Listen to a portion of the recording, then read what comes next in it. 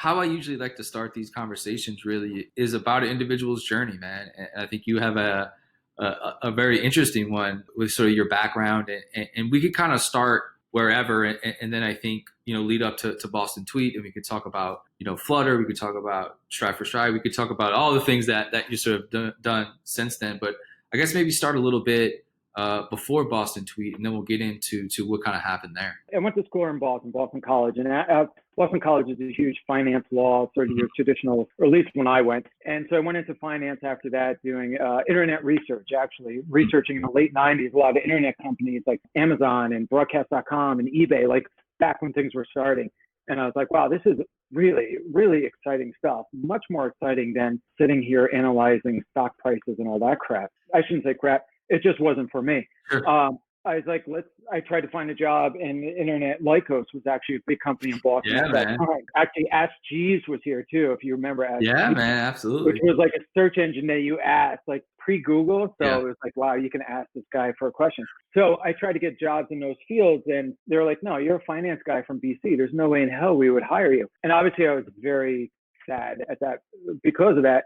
But looking back, I'm like, yeah, you're right. So I quit the finance job. It wasn't for me. And I created an alumni network, which we'll skip over. I created an alumni network and then created a research database called Research Connect. That was getting now into the mid 2000s. It taught me a lot of things not to do. There were two pretty big failures. Yeah. One, to stay very focused and be very niche. The other, to choose your partners wisely. The alumni network, we just didn't get along, and the company failed because of that. So those are a couple of things I learned going into 2008. I had actually started a company called BizAc, all online companies. BizAc was an internet valuation tool, which in 4 months would be absolutely worthless because the valuation of all companies would change in September 2008. Yeah. And then I created a healthcare tracker with a doctor called InfoMed MD, which was a good platform, but it would take a couple of years to get up and running. Mm-hmm. And then we're in the fall of 2008, Lehman Brothers crashed.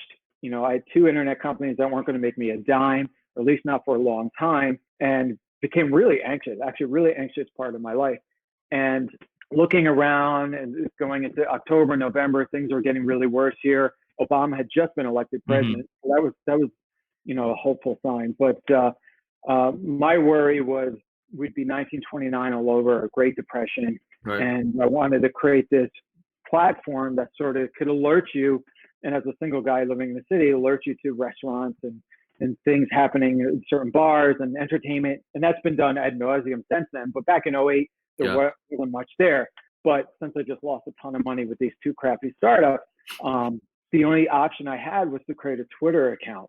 And so November 2008, I created a thing called Boston Tweet on Twitter, which, I started it. I looked at Twitter in early 2008 as myself, Tom O'Keefe, and I was like, it's a really boring subject. No one's going to want to hear this whatsoever. But when I looked at it from a perspective of talking about what was around me and talking about Boston and keep people aware sort of as a news source, it made a lot of sense. And at that time, most news centers, news mediums were not on there. Most restaurants were not on Twitter. So it was a way for me to create awareness for local business during that recession. Right. Unfortunately, we're sort of in worse time now. But it was also a way for me to just kind of bide my time until maybe getting a job after the holidays. That was, November 2008. But by January 2009, it actually became pretty big. Becoming a thing. It was becoming really popular. And what amazed me at that time was kind of this real citizen journalism platform that we were dictating what was going in the Boston Globe and other mediums around the city. And that really blew me away and amazed me. And just give an idea of some of the content. Like, was it just like, going to local restaurants and sort of taking a picture like the menus or the picture of the owner? Or was it just like neighborhood landscapes? BostonTweet was always a mix of the social and also news. Like, I love covering news. I love covering events going on in the city, like things of importance, like traffic is a huge issue right now in the city, covering things of that nature. Anything that was happening on the street, whether it was always on a positive side of things and not trying to, I started as a way to build up companies during a recession. So there was never an interest in bringing someone down. You were trying to get people into small businesses. Yeah. And then mixing it with news. Yeah. If you ever been in Boston or MBTA, we love to hate the MBTA. So that's a huge topic. If the train's down, but getting it out on Twitter could save you a ton of time because our city is really small. You can walk 3 train stops in like 15 minutes. So instead of waiting on the ground for 4 hours, you might as well walk. So it was a mix of all social and news going on in the city. And it really started to grow. It grew a lot. And then I started working with various startups and getting their word out in the city. That was 09, 10, getting those apps out. I actually worked with Groupon when they launched in Boston from 09, 10, and 11, which was really interesting. And there was a period when people really loved Groupon, and then people really hated Groupon.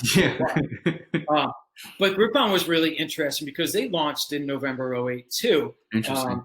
They made a few $1 billion more than I did, but they launched, and I don't think they could have ever launched without that recession because at that time, restaurants really needed people in their restaurant. And Groupon was a great platform. There's tons of talks about the economics behind it and restaurants getting screwed out because I think restaurants made 25% after everything was said and done.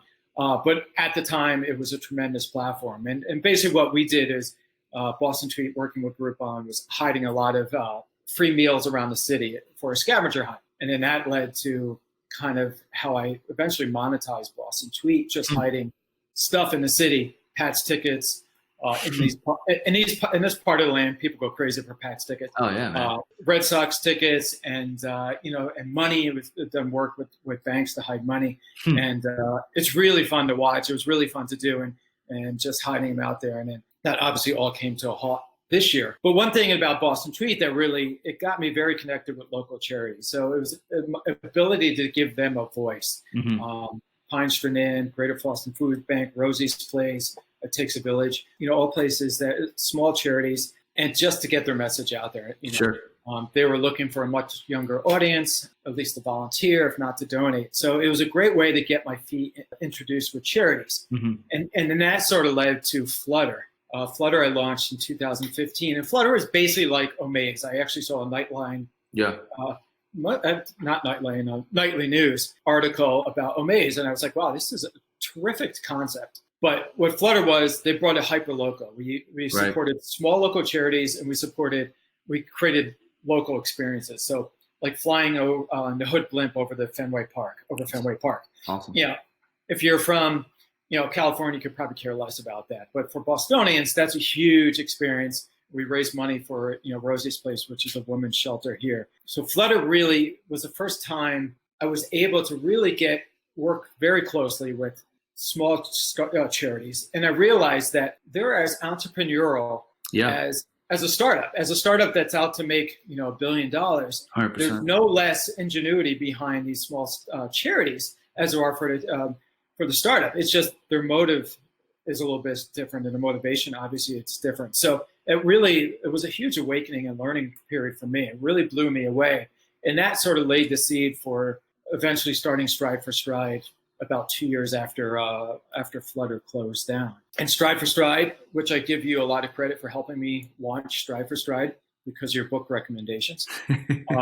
Honestly, amazing, man. No, dude, that's awesome. It gave me a lot of inspiration. So really, that your article is extremely helpful. But I'm an avid runner, and there's 2 things you notice when you're running a race. One, they're quite expensive. So to run a half marathon is going to cost you about $80. If you want to run the Boston Marathon, it's going to cost you $250 if you qualify. If you don't qualify, it's going to cost you $350 to run as a charity runner. And then charity runners have to raise $10,000 for charity. Wow. So massive amount of money. Yeah. Not all are as extreme. Boston Marathon is that's the high. Yeah. New York City is another big one. Chicago's only about $2,500 for charity. But obviously you need to have some money behind you or have friends that have money. So 1, races are expensive, and 2, races are not diverse. They're pretty white for the most part. And, the cost has a lot to do with that. So running these races, my idea was like, how can we get more diverse in these races? How can we get more Latinos and immigrant runners and Black runners into this race? And so the basic simple concept was, will buy the race bibs.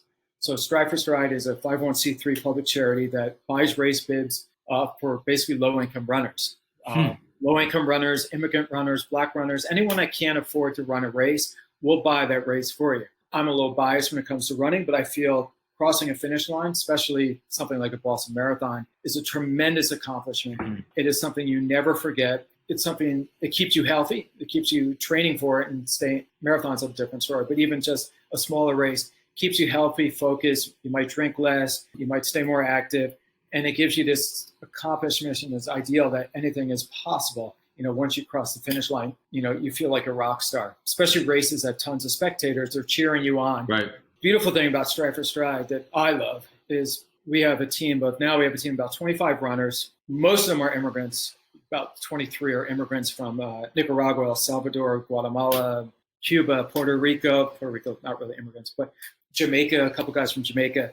And so when you get all these guys and girls to the starting line, everyone is equal. As long as they can get to the starting line, they're equal. And it doesn't matter how much money you make. Right. So the guy making $12 an hour, as long as he's at the starting line, he can beat the multimillionaire the race. And to be honest, a lot of times our runners are some of the best runners in the field. So as long as they get there. So Stride for Stride's goal is to get you to the starting line so you have a chance to feel what it's like to cross the finish line. It's been, for me, a tremendous experience just to learn from these guys and girls from all over the country that have a totally different upbringing than I do, just to experience the joy with them of running.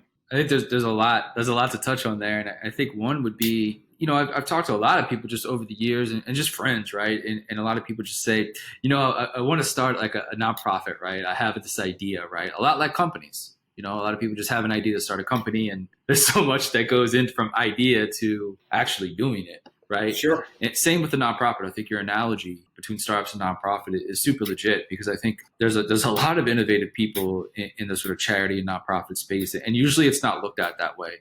Especially technology over the years has been made specifically for, startups and enterprise businesses. And now we're seeing a lot of tech being built specifically for charities and nonprofits. And you've obviously done that quite a bit. But starting like Stride for Stride, like what was some of the first steps from just idea, right? We want to do this, to actually going to do it. Yeah. So it's basically, it took a 2-week road trip in California, reading Start Something That Matters, really gave me the foundation to start. So I think for a lot of startups, you have all the idea, and we're basic, buy race bibs for low-income runners. But then you have to come up with a name, which is a real challenge for any startup, any charity. What's the name going to be? Are the Instagram available? Sure. The domain name. Yeah, for sure. Yeah. And so Stride for Stride, I thought made sense. I thought it described exactly what we do. Then our next step in the fall was to create a logo. And I wanted our logo, if you've ever been in races, most of the logos have sort of a running figure, running man on them. And we wanted it to be different than that. We wanted something that really stood out. So you can see it from afar and know that it's Stride for Stride, and something that talks about our mission to give everyone an equal opportunity. So we actually just created very basic 2 brush marks that are equality sign. And that's our logo is very simple. And then we made variations through it, like the rainbow flag through it, and different colors. And we actually have the countries that all our runners are in that equal sign. Awesome. Also different variations, but the basic is just an equality sign. Then obviously after that, kind of put the website out and then launch it. The biggest difference, I've started five LOCs or S books.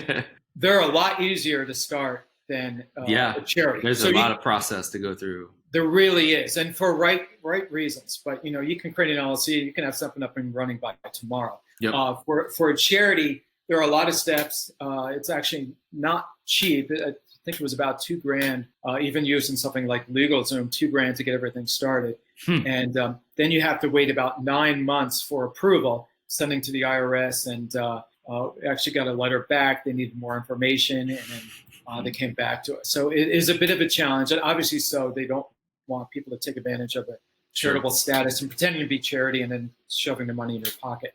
Yep. But so that was my first experience starting a charity compared to previous corporations, and that was a big eye opener. There certainly are barriers to start, and which is, especially the cost, is a little unfortunate. But how is sort of the success is a big word, right? But I guess what are some of the missions and goals that have been sort of achieved so far, right? Has it been just simply, like you said, getting this team together, getting people to this barrier to entry, right? Just this opportunity to be able to run. Because I think the one thing we kind of think about, well, we forget about a little bit with running, is that it's also like a health issue. If you're a runner, usually you live a much healthier lifestyle, right? And that's sort of super important for individuals in communities where, like you said, there's just not that running sort of community around them, right? So it's like a lot of people don't even know where to go or even how to enter a race. Like, it's just not on top of mind for a lot of people. So like, I guess, how would you even find the runners, right? Initially, like, do you just go out to put something on BostonTweet and be like, hey, we just started this just charity. Would you like to run? Yeah, that's part of it. Well, to add to kind of what you said in the beginning, there's a lot of communities where running is not safe. Yeah. We saw that with Ahmad earlier this year, young boy that was shot for running. That's a reality for a lot of people in various communities. So part of our goal is to create a safer running community, and races are usually part of a safer running community, but you do have to train before getting there. But I launched the Stride for Stride site. It's putting it out to the world, and it's always fun putting out, a new startup or a platform out there. You put it out there and you're so excited and no one shows up. No one's there. Like it's such I've done it a few times now, and it's such an unnerving thing because, it's scary. Yeah. So it was also that, November's the end of race season. Racing doesn't really start up, at least up in the Northeast, until February. So we had a few months of having no runners. And it was, you start to doubt yourself. Is there actually really good runners, avid runners is what we're looking for, that want to run races and can't afford to? And then in February, we connected with Back on My Feet, which helps homeless people. I was just about to ask that, man. Yeah, they're great. They're great. And we have a Boston chapter, and it helps homeless people get out of homelessness by running. So the concept is, it's tremendous. The concept is, if you can commit to running 3 days a week, I think at 6 a.m, then you can start to commit to paying bills, going to a job on time. I can't commit to running 6 o'clock in the morning. So it's not an easy task. So one of our first runners, Ned, who's still with us, he's one of the most terrific guys I know, was our first runner. And that's when everything changed. That's when I said, okay, there's promise here. So we sponsored Ned for that first race. In February, we sponsored Ned for his first marathon 3 months later, which he finished in 3 hours and 25 minutes, which is a tremendous time. After Ned, a guy named Estrado came for us. Estrado is a guy that lives in Boston. He's from Guatemala. He's a guy that I've ran with a little bit over the years. And I saw him and told him about Stride for Stride. And he didn't say anything then, but then he sent me an email the next day and said, would you ever sponsor me? And I'm like, of course. You're exactly who I would like to sponsor. So Estrado came on team, and then after that, he brought almost everyone else after that. So he brought a husband-wife team from Guatemala. He brought other friends of his that he in his community from Nicaragua and El Salvador. They started bringing friends of theirs that run. Then we have a team down in Miami who grew up in Nicaragua with a couple of our Boston runners. So it has then started to spread just by word of mouth. And that has been tremendous of just, giving. Like Jessica and Doug are from Guatemala. Jessica's a marathoner, and Doug usually runs half marathons. They never could run a race together. So they would pick and choose their races. They could never afford they could barely afford one race, but they certainly could never afford 2 races. So Doug would always cheer Jessica on at the finish line. Oh, incredible. But now, last year, they were able to run 12 races together, 1 marathon together with Stride for Stride, and just give them the opportunity, to enjoy the races together. And they're, 2 of my favorite people that I've ever met. It's amazing, man. So Ned came from Back on Your Feet through that partnership? Ned was Back on My Feet. Yeah, he's originally from Chile, and Back on My Feet are people that are suffering from homelessness and alcoholism, and Ned has recovered from all those, and he's a tremendous runner. It's just a tremendous runner. Yeah. So how has I think what's great about like the BostonTweet aspect is that you could just kind of really use it. You kind of have the freedom, and I love this about people kind of owning their own platforms, right? A lot with cause artists is like you kind of don't have to listen to anybody. You could just kind of put out what you want and use it for what you want, right, at that particular time in your life, right? And so it has like the content you put out there, has that shifted to much more of, impact oriented content, much more than before, just because Stride for Stride has taken a lot of your life's time, and you obviously want to showcase that? Yeah, oh, for sure. And actually, that started back in like 15 when with Flutter, which was raised money for charity. Totally shifted. To be honest, if you look at I'm kind of putting some audio down on my earlier tweets. They're really awful. It's actually it's actually amazing that people will follow me in the early days because they were just so dry. It's basically like public houses open from 9 to 5 sort of thing. But I had no competition. So, it was great. Right. If I ever tried to put BostonTweet out now, it'd be just slaughtered. But I had the benefit of having a lot of runway and no competition. But it has certainly changed. It has certainly become more charitable and not, earlier when I first started, it was a little more social going out and restaurants need our help badly now, or federal help too. But it is certainly a more charitable side that I focus on. And to have a large platform, you have about 300,000 people in the city of Boston. It's a great ability to give a voice to a charity, to give a voice to campaigns. We had tons of tremendous campaigns during the pandemic that people were raising money for the front line. I started a thing called Heart to Cart, which bought grocery cards for people that were suffering during the pandemic and that are still suffering. And the nice thing about BostonTweet, and it's not always the case, you have to make sure people assume since you have a very large internet following, Twitter following, that you can put anything out there and get people to do. And it is certainly not the case. It has to be timely and it has to be something relevant to your demographics. And most of my demos are about 25 to 40, live in the city, tilt towards female. And you have to know what's of interest to them. And something like Heart to Cart, before Heart to Cart, I was like, I don't know if Twitter's working that well anymore. Heart to Cart was able to put out there, and we raised $16,000 for grocery cards. We bought $100 grocery cards for 160 so families, and just delivered them to mostly immigrant communities that were suffering here in Boston, Chelsea, East Boston, Revere, and Lynn. And so Twitter is still a tremendous platform to getting that message out and to helping me. But I was talking to a guy today, we sell gators to raise money for Stripe. But there comes a point where people get tired of you, though. So the gator sales were doing really well. And then all of a sudden people are like, all right, Tom, we're sick of this. We're not buying them anymore. So you have to know when to stop harassing your Twitter followers or Instagram followers, have a smaller following on Instagram. But it has certainly been beneficial, and it certainly has changed over the years to be, I think, a much better social platform. You talked a little earlier about sort of the scavenger hunts, like with charities and sort of businesses, and obviously that's come to a complete halt, right? So yes, that's done. Yeah.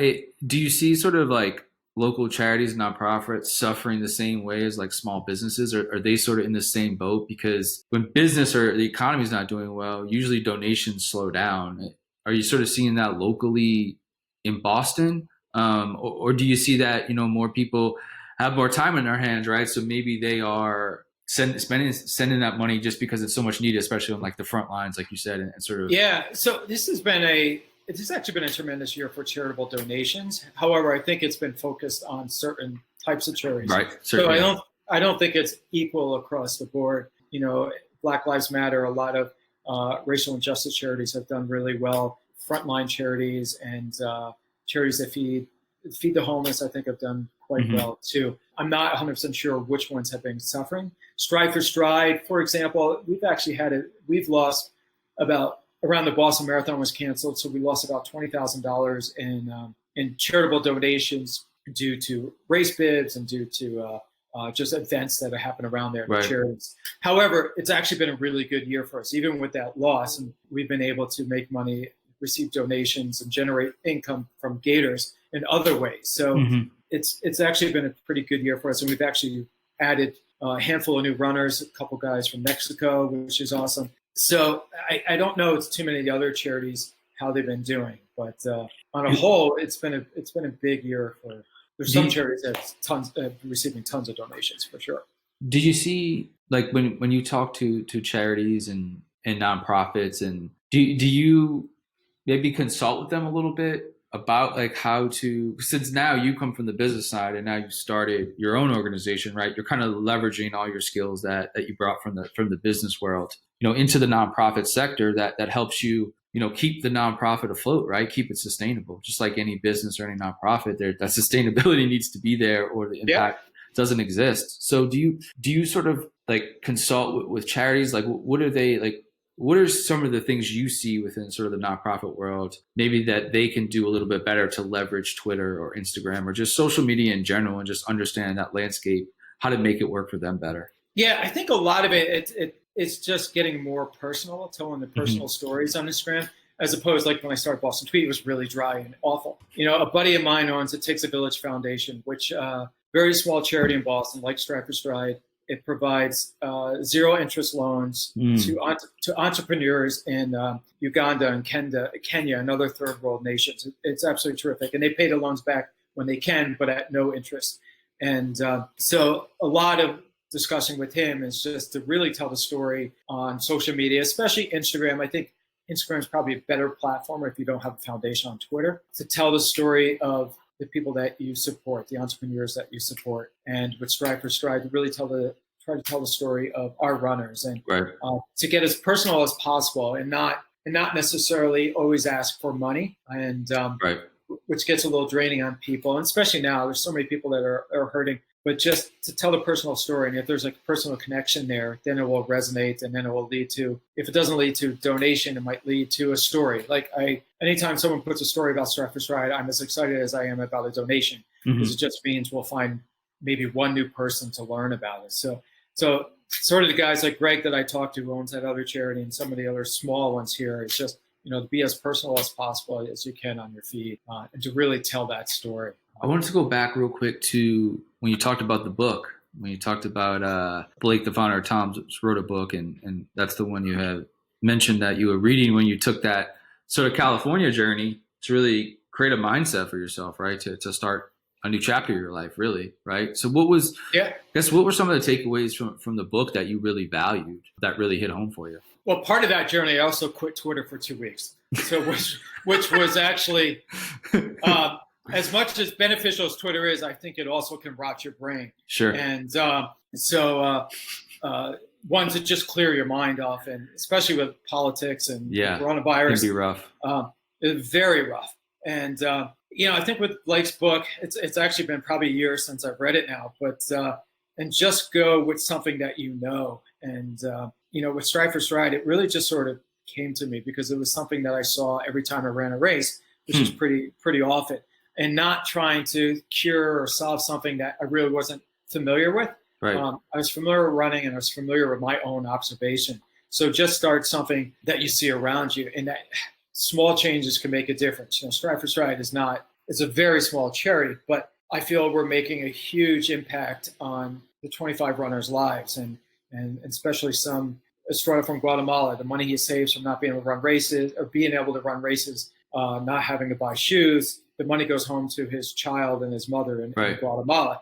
And, so it's just, you don't have to have an impact, from what I got out from Blake's book, is an impact necessarily as big as Tom's, which is a massive company. You can make an impact with just one person's life or 10 people's lives on a much smaller scale. So I feel a lot of people are probably intimidated to start something, because if it's not going to affect 1 million people, or if it's not going to raise $1 million or donations, then it's no sense doing it. But if you can change someone's life, I said Heart to Cart sent a $100 gift card to a guy last week, and he sent me a message back saying it was the nicest thing someone has ever done for me. It was $100. I mean, that's not a lot. To be honest, it made me really sad and cry, because I feel how fortunate I am to have a lot more than that. And it's just, for him to say it's the most generous things that someone has ever done, it's sad. But that makes a difference in someone's life. And something like Heart to Cart, we bought grocery carts. Anyone can start that in an hour. Right. It's such an easy thing.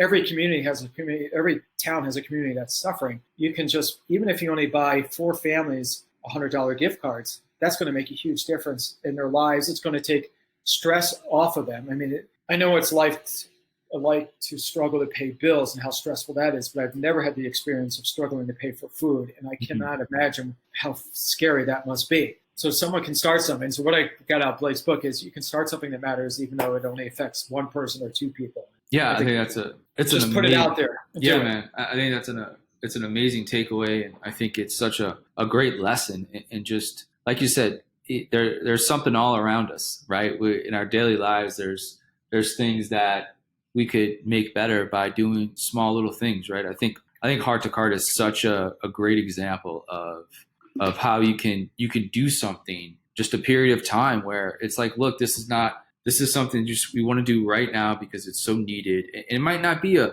30-year thing, right? Like a third, it's not something that might last forever, right? It's just something in this era, this right now. It gets a family, right, to the next day, to the next week, and then that could lead to something even bigger, right? Like Ned, I think Ned's a great example of just like a simple opportunity, right? That he was given, whether it's back on my feet or whether it's with you guys, like the opportunity to improve our lives. There's never nothing too small, right? Like the smallest thing can blossom into a life-changing thing, right? I mean, I think you see it with Ned. You saw it with. You never know what that generosity of the card might do for that person and his family. That generosity. I mean, you never know what that could spark inside somebody. Yeah, down the road, he pays it on to somebody else, and and Ned crossing a finish line. It's just for someone that's was homeless. If you never cross the finish line, you might not get it, but it's just this incredible sense of accomplishment, especially a marathon, which are just awful. I mean, it's crazy, bro. I ran 6 before, and I think they're awful. But you're addicted to it. It's crazy. But it's just pushing your body to the limit and accomplishing something you never expected. That just goes for years down the road of showing you what you can do, and it can change your entire mindset of going from I can't do that to I can do it. So it's terrific. I think the key word you said there with Ned was homeless, right?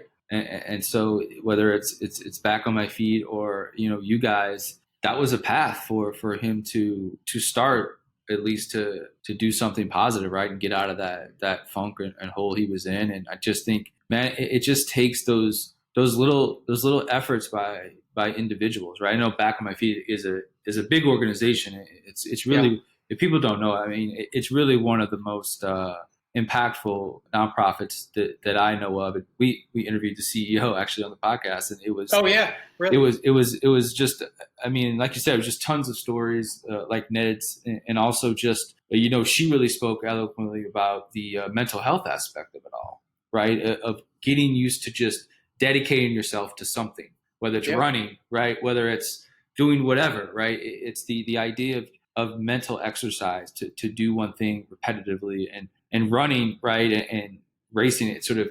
She talked about like sort of the blood that pumps through your body, right, and you get more blood to your brain, and that sort of enables some things in your brain to start to work and function better. And it's just a motivating factor from a health standpoint, which then there's all these triggers that come out of having a healthy lifestyle. You start to have things around you in your life start to become better. I'm sure you've witnessed that being a marathon runner and stuff, of how I mean, a runner's high is real. I mean, it really, especially during a pandemic, it's been tough for people to stay motivated, to keep on track of getting out of the house or whatever, especially if you're working from home all day. And there's a lot of running is obviously not the only thing, but for me, for running, it gets me out, it keeps me motivated. And when I'm not doing that, I start to go down a little negative town side, and it's the runner's high. And then after that, I can be energized to do something else after I take a nap. I always think any long distance, I crash for like an hour, but it's quite exhausting. But yeah, it's. I think Back on My Feet is tremendous, and it really keeps. I've met a lot of the runners, and we sponsored a few runners from Back on My Feet since then. Ned is the only one that's actually super avid runner and tremendous runner that sticks with our team. But they're a tremendous organization that just gives these people hope and some sort of schedule and a sort of a normal routine. How would you recommend people get into running who hate it? Like I'm asking for a friend, not myself, because I have a hard time like enjoying it, right? But I know it's a very good healthy habit. So like, how did you get started? Yeah. So when you say that, it sounds you're doing a little more for exercise as sort of to keep staying in shape and healthy, which is of course certainly great, and that's what running is for. I think with me, what switched, and I only started running 6-7 years ago. What made the switch from being I have to do this to stay in shape and stay healthy to being okay, I'm obsessed with running, is running a road race. And And basically it was the Falmouth Road Race in Boston, Cape Cod, Falmouth. 12,000 runners. It's a legendary race. It's spectators all along. It's like it's second to the Boston Marathon with crowd size and stuff.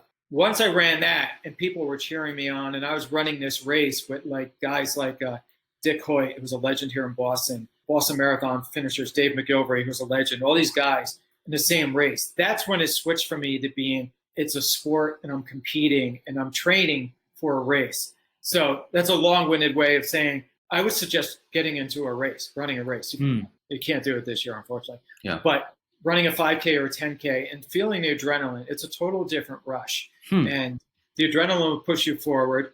I think it will change your mindset of running just being kind of a chore to do. Like Right. Like maybe going to the gym if you don't like going to the gym sort of thing. It's what switched for me. And especially a race with tons of people, like you feel like a rock star. I mean, the coolest thing that I love about running Boston Marathon, running a race, you're running with the best runners in the world. Shalane Flanagan, Des Meb, all these tremendous runners who are the best in their sport. It's the only sport where you can actually run with them. Of course, they're way ahead of me, but you can't play football with Tom Brady. You can't play baseball with David Ortiz. Sorry, I'm very Boston focused. But of course, naming all the old, washed-up Boston players. Yeah, I know. I couldn't come up with anyone current except for David Ortiz. But that's what running is so cool that you can. I mean, in theory, you could win that race like a Boston Marathon against these guys. You do start a little later, so probably not. Yeah. But it's kind of the amazing thing about it. And again, I would highly recommend running a race. And if I don't know if we're ever out your way, would love run with our team. Dude, that's cool, man. It's weird because I do have like a friend circle who's like avid runners. You know what I'm saying? And it's just like they always make fun of me because I can't run a 1K. And always dig on me. But they express the same love as you do. They're sort of. But don't get me wrong, runners are freaking crazy too. like we're totally aware that we're sort of nuts, especially marathoners. And one of the guys on our team ran 32 miles on Sunday, and Kalaman from Brazil, who's just a 250 Boston marathoner, which is sick. So we understand we're a little off balance when it comes to that. But it's for me, for someone that's in my late 40s, it's been a tremendous way to stay in shape, to stay healthy, and to give me something to do. Also, the one thing that I think would be pretty invigorating, just from like a human spirit sort of thing, right, is like having that impact on somebody's life, right? Like the first time, do you remember like the first time that you, whether it was Stride for Stride or some of the other things that your endeavors, where it's like, somebody said thank you or like you impacted my life? How does that feel when you played a role in something like that? Because it's just that is also a very, very powerful experience, I guess, much like a runner's high would be. The satisfaction and joy that I get from running with the team that we sponsor has been tremendous. We actually just sponsored Eduardo from Mexico. We have another guy named Estuardo. This is Eduardo from Mexico. He's never ran a race before. He joined us, and right now we're virtual, so it's certainly different. But we did a virtual 10K about 5 weeks ago, and we did it around this lake here in Boston. And I have a video of it on my Instagram account. And when Eduardo ran through the finish line, there was basically just a line in the dirt. His excitement was like he finished the Boston Marathon. He was so excited. One, because he never ran a race, and this was actually a virtual race, but he never ran that distance before. He never ran with people before. We had about 5 or 6 people, very well distanced, running at the time. And watching that video and watching him cross it just made me so happy because his excitement was off the charts. And the only thing I was thinking was like, I can't wait for him to run a real race with thousands of people. He gets a medal at the finish line, a real finish line, and how excited he will be. So just seeing his joy, I know it's maybe cliche, but it's the reason why I do it. Like it's everything with what Stride for Stride is about. So it propels him forward, not just running, but propels him to stay focused in life and health. And, and it also gives a lot of these guys an outlet if they're working, right. If they're working tough jobs, not making a lot of money, working harder than I've ever worked, at least they know on Sunday they have a race to look forward to. And it's a change in the monotony of maybe a life that's a bit difficult. I usually like to end on a little bit of, future goals and sort of missions. And I know it's a little difficult right now to assess that, right? But like, what does success look like for you over the next few years? What are some of the goals and missions that you just have from an impact standpoint, whether it's Strive for Stride or other companies that you may start or into now? Yeah, with Strive for Stride, our goal is one to keep adding runners to our team. Mm-hmm. And I think this year it'll probably be kind of slow, even though we had great guys like Eduardo added to our team this year, but to really beef that up next year. We're looking forward to 2021 being a year that we can actually get back on the course and run. Looking forward to creating more programs like Heart to Cart. So Heart to Cart, we support some of our Strive for Stride communities who, most are immigrants. And so some of the gift cards have gone to them that are in need. Obviously, you can't run if you're hungry and if you're not eating right. Most of the cards went to other communities in Chelsea and stuff. So it was the first time I realized, we can add more essentials to Strive for Stride. So something like, for food, we can add these food gift cards to them. Right. We've chatted with Citizen Project, which provides free legal advice towards becoming a U.S. citizen. So connect our runners with that charity and other things that I don't know. Actually, Forward Fitness. Forward Fitness is a chiropractor and so a sports masseuse and acupuncture that we're working with now to give our runners the opportunity, to have a chiropractor, to have some massages, which I'm assuming most have not had that because, it's a $200 session. You can't afford that. So just working with making all the wellness much better for our team and our runners. Amazing. And I think adding on from that, whatever it might be, I don't even know, what will come. Heart to Cart came to me over a weekend watching Tyler Perry because Tyler Perry bought groceries during the pandemic for people. Gotcha. And I was like, well, I can easily do that too. So part of growing Strive for Stride be adding a lot more services that can benefit our low-income runners and our immigrant runners. And, my goal is hope to be able to do Strive for Stride for a very long time. So I absolutely love doing it. And it keeps me healthy too, and it keeps me energized. So that's our immediate goals. We have a couple guys that will be running the Boston Marathon next year, which is for running. That's like the World Series, the Super Bowl, huh? Yeah. Yeah, and everyone wants to run it. Unfortunately, we can't afford to get everyone in. Sure. But we'll have a couple guys running that next year, and probably myself. So hopefully we'll all stay healthy and get to 2021. That's pretty amazing, man. Well, thank you for taking the time. I think I really just love the idea that doing something small, man. I think you said it right, is that you never know what that can do, for not only a person that you impact, but also yourself, right? Yeah. I mean, there's such tremendous value, almost from a selfish standpoint, right? You don't sort of realize it because you want to help individuals. I think we all want to in some sort of way, right? And you said it perfectly. Never think that anything you do for somebody is too small and then don't do it.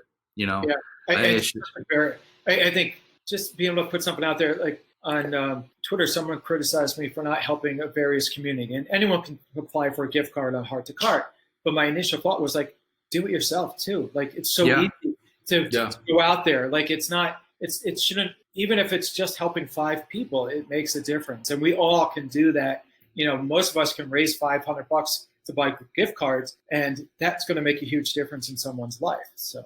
Amazing, man. Again, thank you for taking the time. I know you're busy with juggling a lot of things that you have going on. And Brent, it's been an absolute pleasure, and I've been a huge fan, cause artist. And again, like I said, those books have really changed. I mean, it really changed my life and thinking. So, and it's because of you writing that article. I don't know how old the article is, but I read it 2 years ago. So I really appreciate it. And everything you do is great. And your new program with the community sounds terrific. So keep plugging away. I think it's awesome. Appreciate it, Tom. And have a great day. Have a great week. And just keep inspiring others, man. And hopefully Strive for Stride, and we can talk in another year or 2 or 3 and 10 years from now, and it's still going strong, and the team gets bigger and bigger, man. I hope so. And if you know anyone in your area and community, please, we sponsor runners anywhere in the country. So amazing.